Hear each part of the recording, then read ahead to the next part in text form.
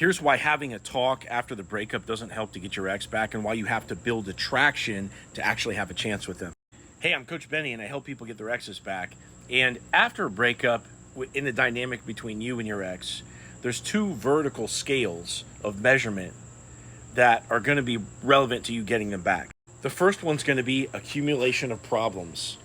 How much drama and bullshit is floating around the situation right now?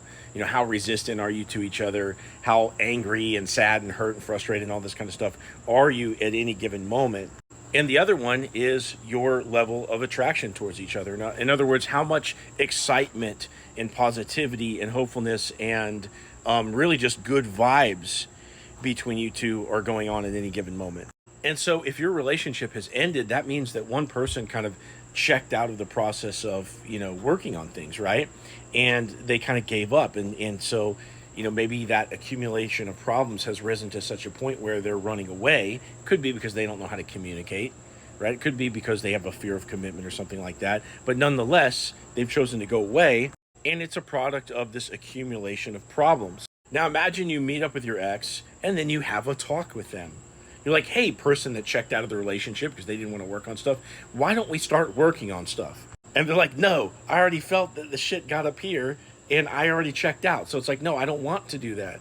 So there's a flawed logic in talking with your ex and having a talk with them and trying to work things out, okay?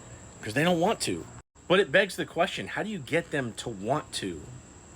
Because why would I be doing videos if you didn't have a chance with them? And that's where the attraction, little scale of measurement matters, right? At any given point, where are you at with them? So there's this vertical scale and you have like a tick mark, and everything that you do and say either bumps it up or moves it down, based upon what kind of energy you're creating between the two of you. You start getting into a talk and focusing on this accumulation of problems.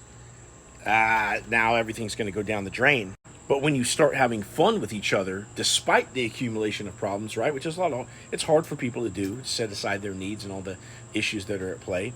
But when you start creating that good energy between the two of you, now you motivate somebody to want to put in the work to maybe start focusing on a little bit of, some of these problems that you've accumulated. And you don't want to start having a talk while you're trying to bring your ex in, okay?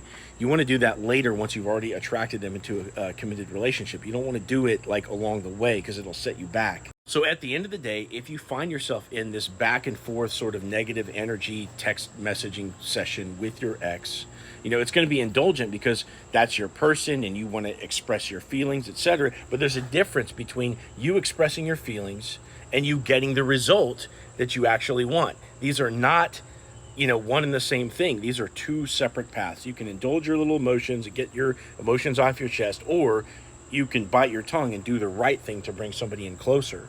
Now, if you want my help getting your ex back, click into my profile, click this link right here, and set up a call with me, and I want to hear your story, and I'm going to give you a step-by-step plan to get your ex back.